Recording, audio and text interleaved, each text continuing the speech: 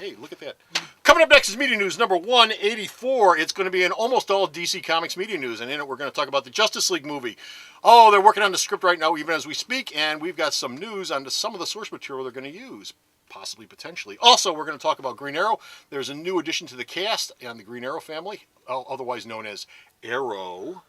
And we're also going to talk about Tintin. Yes, that's right, Tintin. There's going to be a Tintin 2. All that and more coming right up. Stop touching Comic Book Man.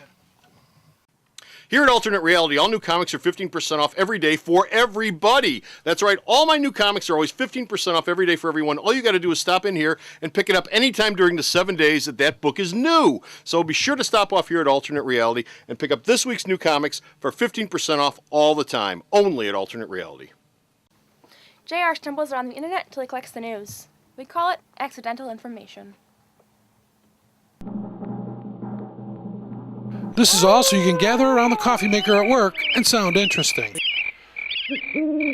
Media News, episode 184, Lubrication Station. Hey folks, how you doing? Comic Book Man and JR here, bringing you media news from this place, Alternate Reality, which is located at the intersection of 111th and Kensington, beautiful downtown Mount Greenwood. Alternate Reality, where all my new comics, including my DC Comics, are always 15% off every day for everyone. This edition of Media News is going to feature predominantly all DC Comics news. Yes. JR? Yes.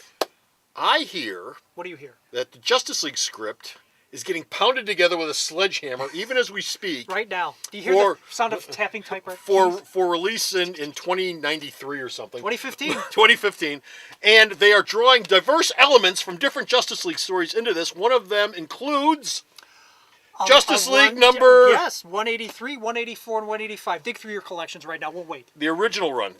Now, Got him? Okay. Okay, Comic Book Geek Time. For those of you who don't know, Justice League 183 was one of the last, I'm pretty sure it was 183, it could have been 184, but one of the last appearances of Dick Dillon as the artist on Justice League because he died during the course of that run. Oh, very good. I forgot about that. He died during the course of that run. Very good. He started off that arc, but he did not finish it. The person who finished it was George Perez, who had just left Marvel, come to DC. He was just getting ready to start New Teen Titans with Marv Wolfman.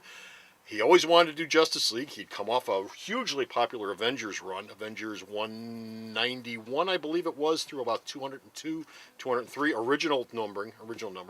Anyway, he came over to this Justice League arc, which featured JSA, JLA, and the New Gods fighting Darkseid on Apocalypse. Exactly. And what was big about this was it was the very first time that the Justice League, Superman had been to Apocalypse through the Kirby stuff, but the Justice League had never, ever fought Apocalypse or the New Gods up to that point, or Darkseid. And this was where they were going to do it.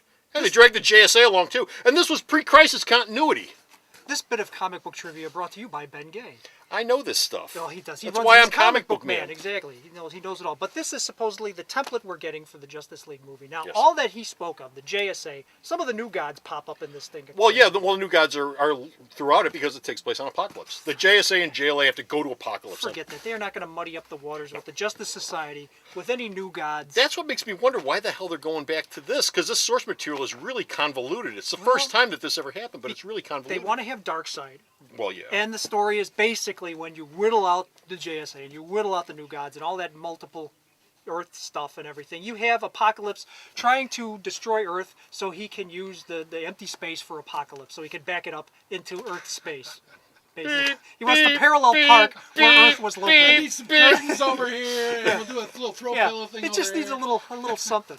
I would have thought that they would have gone with the Jeff Johns and Jim Lee Justice League arc that they just did last year as part of the kicking off point for the New 52. It's much more stripped down. It makes much more sense than this story arc. Although moving Apocalypse, moving Apocalypse into Earth's orbit, why they would want to do that, I don't know. Mongo is hangnail on Fickle Finger. Yes. Anyway, but the other part of this too is, don't forget, this is the first JLA movie. Not only do you have to flush that JSA stuff and New God stuff, you also have to have a first act that gets everybody together. I don't think that they're going to flush as much of the New Gods as you think, only because that is stuff that they can use in order to move the plot along. I suppose. I don't think they're going to get real deep into the whole Orion and Light Ray and New Genesis and all that crap. But I do think that I would be surprised if you don't see Orion show up, if for no other reason than to fight with the Justice League and to give him the inside poop on his dad. But still, you have to truncate a lot of material to get these guys in the first 20 or 30 minutes of the movie together. You have to get Batman, Superman, Wonder Woman, whoever else is going to be in this thing, all in one room together, and that's going to be a big chunk of your plot. This is basically kind of an origin story for the JLA. So there goes some more of your 183, 184, and 185. You know, I just redo the opening on Super Friends and leave it at that. With the song, yes, please. Thank you They very make the much. villain Jimmy Olsen. Yeah. Brought together from the cosmic reaches of the universe. Jimmy Olsen versus the Justice League. What do we got now? Okay, Moving moving on. The biggest thing that DC's got going for itself right now, right this very minute, right this second, is of course the Arrow series. Oh, Man, yes. are they screwed? Yeah, well, the Arrow series, which started the first week or two, was way up here Yes, somewhere. yes, in the ratings. It was the biggest ratings they had in about 8 years or so, and now Supernatural's beating them again. So we're back down into a little more the region where CW tends to be in the first Well, place. Supernatural's been the king of the CW for quite some time. Yeah, since So Smallville went away, I guess. Yeah, well, actually, I think before then, because Smallville was sort of on life support. On the wane, yes, You know, exactly. by the time you got to season 10, it was like, yeah, okay, we'll do one more season and get the hell out of here. But we're getting a new cast member Who? to join. The actor's name is Colton Haynes. He was Teen Wolf in the MTV revival of Teen Wolf. Oh, I remember that. That Yeah. was so good. It lasted about 10 minutes, didn't it? I Something never like saw it. that. Well, he's going What's to he be... gonna play? Oh, comic book man. Perk your ears up. Here comes some history. Roy Harper. Speedy! Speedy. My ward is a junkie! He's also been known as Arsenal. Arsenal, yes, Here, he I'm is. getting into some history now. Yes, and he also Red Arrow. Red Arrow, yes, he But has. what's interesting about this is that the series has established that Oliver Queen's sister, Okay. he nicknamed her Speedy. Yes, he did. That in the series, that's the continuity. And this new character, Roy Harper, is actually going to be the boyfriend of his sister. Okay. So how this turns into him becoming Speedy, and if they're going to delve into the drug aspect of it that the comics did so famously. back Well, in you don't. 1970s, You know 60s. that is about the only thing that Speedy is known for outside of having a baby, than having the baby killed And being the Alka-Seltzer in the massacre. last continuity. But yeah, we'll see what happens. So We'll see what yeah, I don't know. Yeah, we'll see what happens. It's, you know, will that help the show? I don't know. Would it really help the show is if they did more interesting stuff. I guess. If it was That less would dull, help. that would really help the show. Okay, moving on. We've got one non-DC news story, Yes. and that is still Peter- comic book related. Still comic book related. Yes. We're still comic book related. But of the European Of vein, the European vein. Tintin came out last year. Steven Steven Spielberg, and did fairly well here. Did better business around the world than it did here, which is justifiable. I think everybody expected that to happen. We're getting the sequel. The sequel number, the second film of 3, the planned 3 films. Okay. This one will be directed by Peter Jackson. Okay. Now everybody's saying, well, he's got these 3 Hobbit movies that are coming out. When is he going to find? We're not going to get Tintin sequel for 8 years. Not true, fans. Not true. You're going to get the Tintin sequel in the ever-crowded 2015. Jesus, God in heaven. Another 2015 film? How is this going to happen so quickly? You're probably saying if he's still making. JR? Yes. How is this going to happen so quickly? I'm glad you asked me, comic book man. This is going to happen because Steven Spielberg, when he shot the first film, the actual Shot a lot of extra stuff. well, that he no, ever used. the actual principal photography, which is people in jumpsuits with, Yeah. Mm-hmm. with little balls on them and stuff, took 4 weeks. Okay.